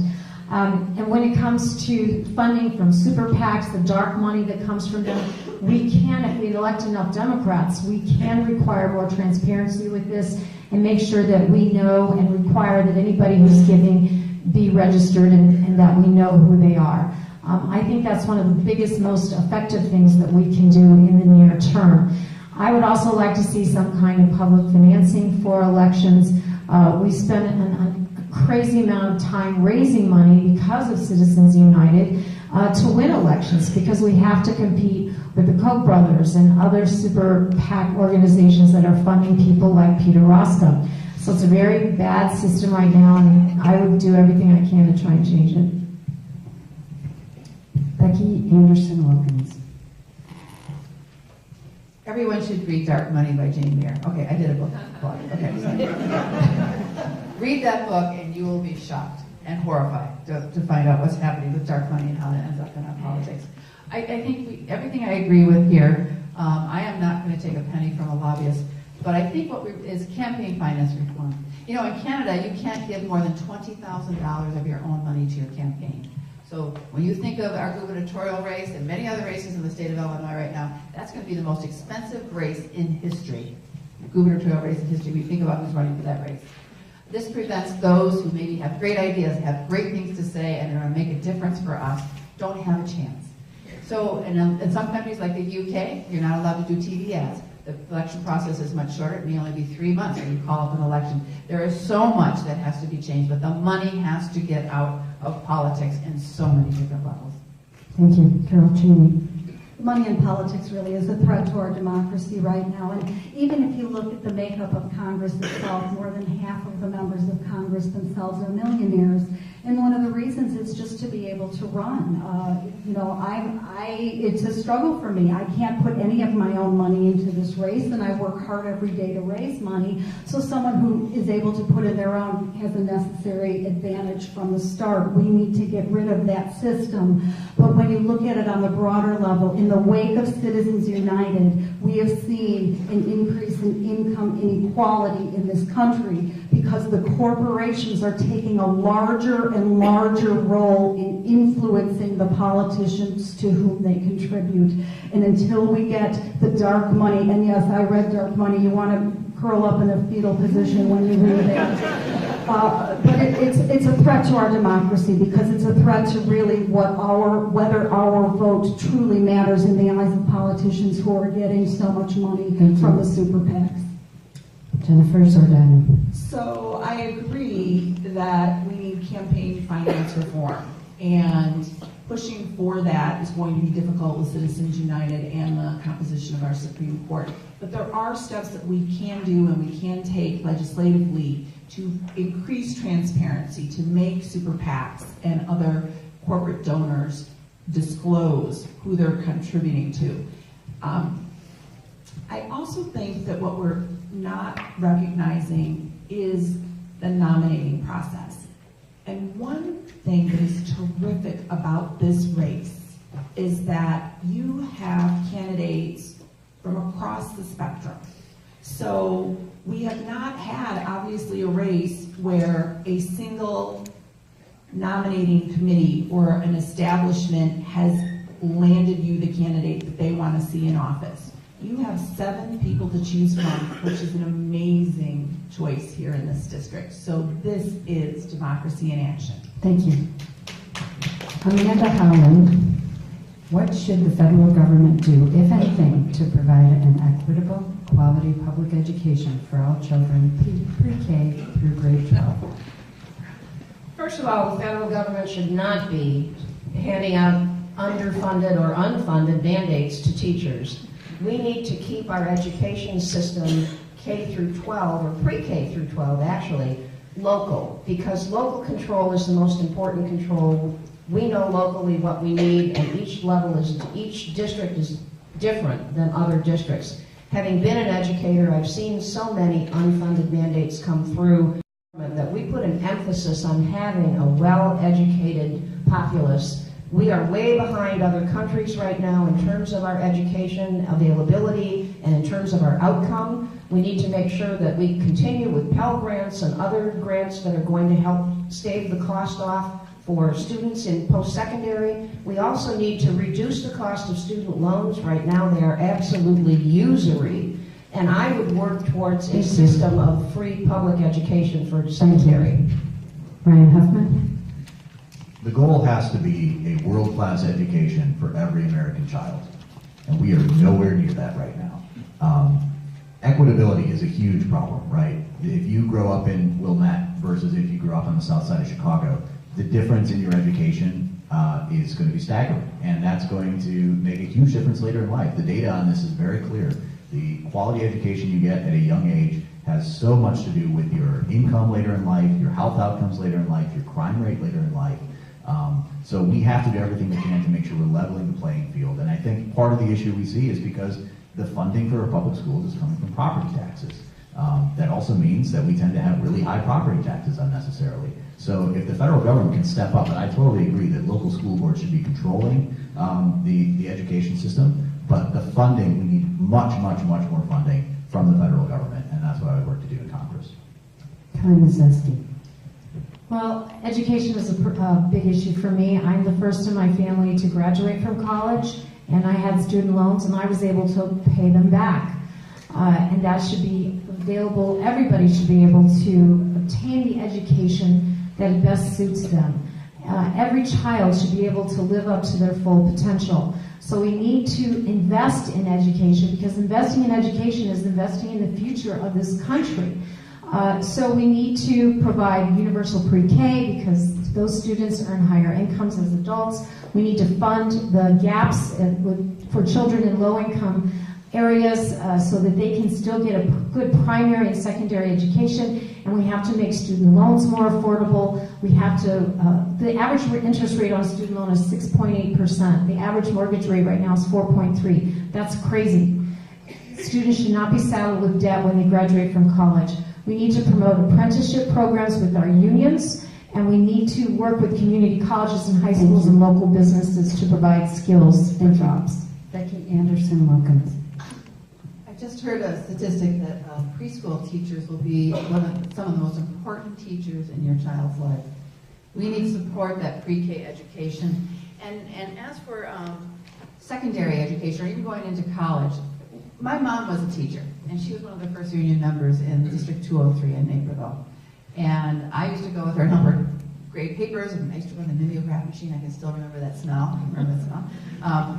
But how important it was, and how she valued her job. We need to support teachers who pay them well. The other thing is, my youngest daughter just graduated from the University of Scotland, in Scotland, the University of St. Andrews in Scotland, this past June. Her college education at one of the top 3 colleges in the UK was cheaper than in-state U of I. How does that make sense? And then with Brexit, which is the same demographic that brought our president in the UK, made her education even lower because the pound went down, the value of the pound. So incredible education, that doesn't make sense. We need to make sure that college education, at least in the state, we can make it more affordable and accessible to more students. Carol Cheney.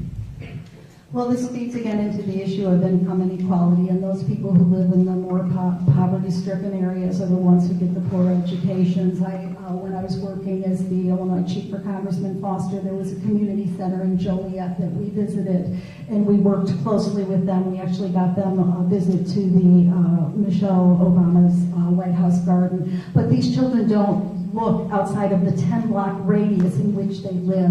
And so, yes, we need early education and preschool and fostering that. When you look to the higher education, yes, we need affordable student loans. But for some people, they don't even have the opportunity to get a loan. A Parent Plus loan requires a parent to co-sign, and if your parent has bad credit, it's a barrier to going to school. And that is where the disconnect is. It's societal issues that go beyond just the funding of education. Yes, we need to adequately fund it, and the stripping by Betsy DeVos to, away from the public schools, yes, that's a negative, but we need to look at it holistically too, because it's cultural as well. Thank you. Jennifer's are done. So, like many of us up here, I was one of the first, I believe I was the first in my family to graduate college. I think my cousin was a little bit later than me, even though he's older than me. But I told you about my grandpa who ate the onion sandwiches. And why I say that is because he was so frugal, right? He and my grandma worked very hard to raise their two sons, send them to good schools, and my dad and my uncle had great educations. And they were able then to build successful lives. And then us kids got to go to college. And that is the American dream. So my grandpa was great at math and never ever had an opportunity to use that skill. But my dad did, and I do. And we have to fight for better education in America. Betsy DeVos is the absolute worst leader for public education in America. But we had problems before her, and we need to work harder at giving our teachers the resources they need. Thank you, Sean Kasten. So I want to focus on pre-K to 12, which I think was what I heard the question. Number one, the public schools have to have maximum resources to do their job. And if people want to send their kids elsewhere, that's fine. That's their choice. Do not let them take their money with them, because all you do is suck resources out of the public school system, and the system becomes a downward death spiral. I saw it in my own high school growing up. So number one, get rid of vouchers. Don't let people take property tax, but if you want to do something else, that's fine. Number two, the testing system is so terrible. Any testing model that says that if you move from Englewood to Glenbard South, you suddenly become a better teacher is a terrible, terrible test. And so many of the tests functionally do that. And so testing to evaluate teachers, I think, is a terrible idea. The last thing, holy smokes, do we need pre-K education. I've got way too much personal education that's depressing and sad, but if you don't tell a kid by age 6 that he's loved and has potential, or she, Thank you. it's so hard to make up that ground. Thank you. All right, we've got 10 minutes left, so let's start with the closing statements. Kelly Mazeski. Okay. It's just so encouraging to see everybody still here. I'm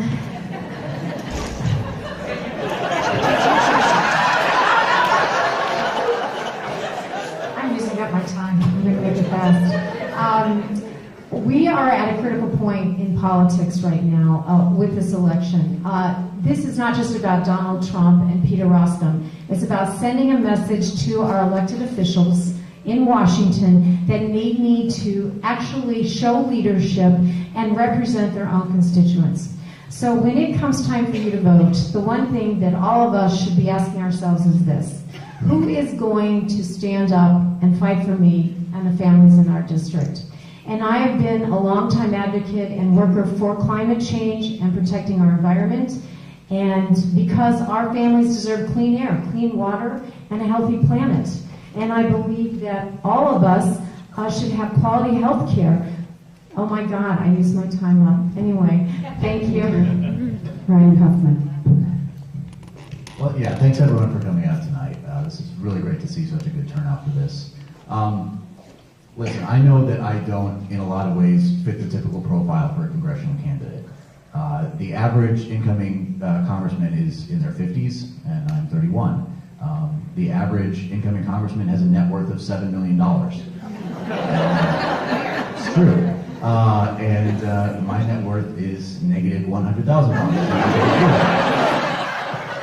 So, yeah, I don't look like the typical congressional candidate, but maybe that's the problem. Maybe we don't have enough people like me in Washington, people who know how to solve problems other than just throwing money at them. people from the middle class, and people who are stubbornly going to try to fix the things that they see that are wrong in this country, and won't play the political games, and won't take the corporate money, and can actually make a big difference. That's what I'm going to try and do. Thanks. Amanda Howland. I ran for this seat last cycle in 2015, 2016 because I was asked to, and I knew at the time that I was not going to get help from the party. However, I did exceedingly well on a $130,000 budget, more than all of the others who ran prior to me, who had over $1 million each in their campaigns. Peter Roskin spent $30 million. I got 41, or $3 million, I'm sorry. I got 41% of the vote.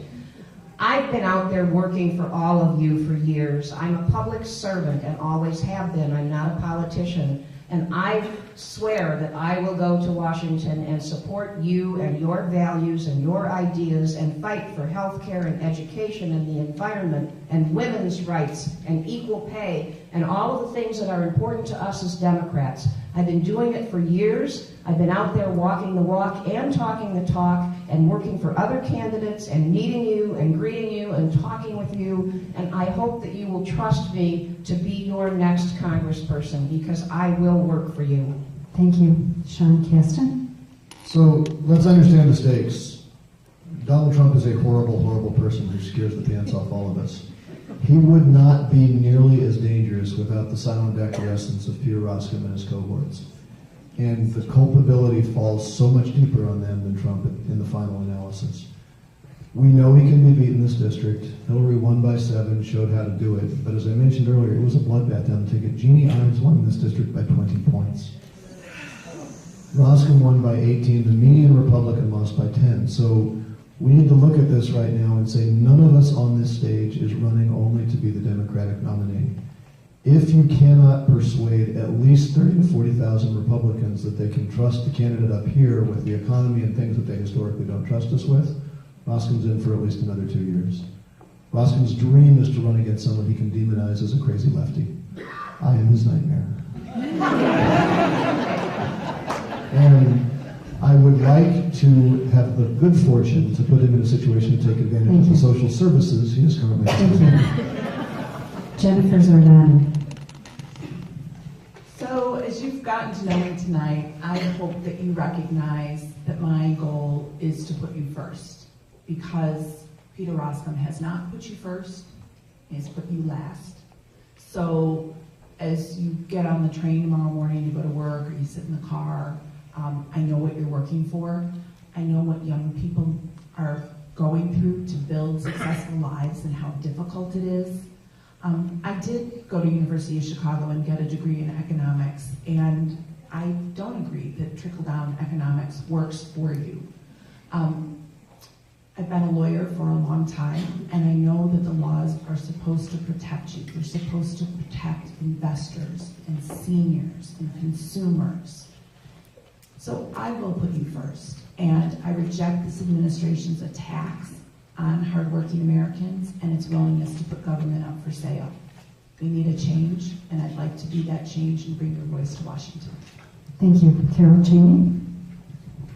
We need a proven voice for people who don't have one. I left a corporate job to work in public service with Congressman Foster's office, and I understand both the district and the Washington component of it. And we talked a lot about the Washington issue component, but we haven't really talked about the district component. I've been endorsed by both the Chicago Tribune and the Daily Herald because they understand that I understand both components, the need to serve constituents and use that in developing your policy in DC. Because you're not always going to be able to make the world of change on all of the major issues, but you can make the world of difference for an individual constituent if you listen. And it's both of those components that are so important in these days and times as we're standing up for the fabric of this country.